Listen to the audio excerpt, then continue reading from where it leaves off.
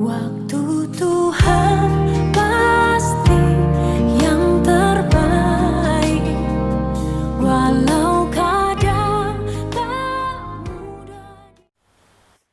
Dalam nama Bapa dan Putra dan Roh Kudus. Amin. Haleluya. Shalom Aleichem. Berjumpa lagi dengan saya pada perenungan hari ini, tanggal 19 Januari 2021. Bukan manusia untuk hari Sabat. Bacaan liturgi hari ini diambil dari surat Ibrani 6 ayat 10 sampai dengan 20 dan Injil Markus 2 ayat 23 sampai dengan 28. Hari Sabat. Masih perlukah kita memperdebatkan hari Sabat? Untuk apa diadakannya hari Sabat? Kata Yesus di dalam Injil hari ini, hari Sabat diadakan untuk manusia dan bukan manusia untuk hari Sabat. Markus 2 ayat 27. Kenapa? Allah melihat betapa sibuknya manusia di muka bumi dari hari ke hari, sehingga tak ada waktu lagi untuk beristirahat, apalagi waktu untuk Tuhan. Dan Allah melihat ini tak baik bagi kesehatan manusia, juga semakin menjauh diri darinya sebagai pencipta.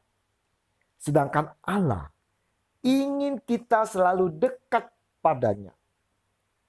Saudara-saudaraku yang terkasih di dalam kasih Kristus, Allah sendiri pada penciptaannya di hari ketujuh, dia beristirahat.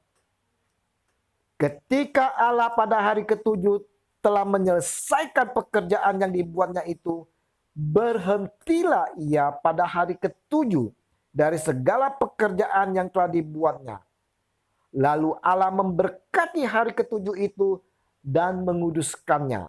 Kejadian 2 ayat 2 sampai dengan 3.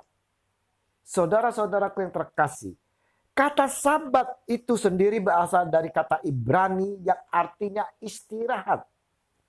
Allah menghendaki kita, saya dan saudara, untuk beristirahat dari pekerjaan sehari-hari kita serta beribadat kepadanya.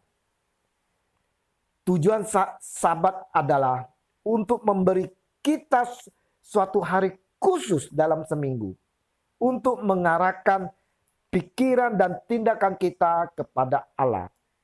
Itu bukan sekedar hari untuk beristirahat saja, saudara-saudara. Bukan sekedar untuk beristirahat dari pekerjaan kita. Itu adalah hari yang sakral untuk diluangkan di dalam peribadatan dan kehikmatan.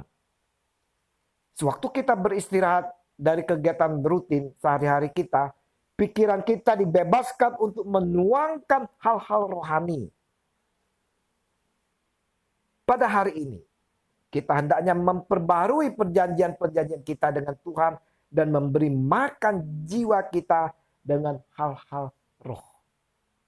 Pertanyaannya, saudara-saudaraku, apakah di hari Sabat kita tak boleh melakukan pekerjaan atau kegiatan yang lain? Tuhan merancang Sabat bukan sebagai aturan yang memberatkan dan juga menjadi beban seperti yang dilakukan oleh orang-orang Farisi, yang mana banyaknya aturan yang dibuat oleh manusia itu sendiri. Sabat ditetapkan Tuhan untuk kebaikan manusia, untuk kebaikan kita semua, sehingga dapat beristirahat dan menikmati berkat-berkat Tuhan secara khusus. Dapat kita lihat di dalam Kejadian 2 ayat 1 sampai dengan 3 dan Keluaran 20 ayat 8 sampai dengan 11. Tindakan orang-orang Farisi menyempitkan makna Sabat pada ritual dengan banyak aturan. Padahal Sabat menunjukkan hati Tuhan yang begitu mengasihi ciptaannya, termasuk para murid yang sedang butuh makanan. Saudara-saudaraku yang terkasih, kita masih bisa melakukan kegiatan kita yang berdasarkan kasih pada hari Sabat. Menolong orang, melayani orang, dan lain sebagainya. Jadi, perlukah kita memperdebatkan hari Sabat? Jika ada saudara kita yang menjalani hari Sabat sesuai dengan hukum-hukum Taurat, baiklah kiranya kita menghormatinya.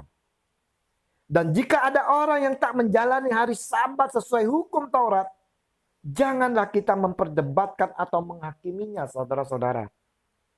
Sesungguhnya hukum Taurat itu sendiri sudah digenapi oleh Yesus Kristus Tuhan kita.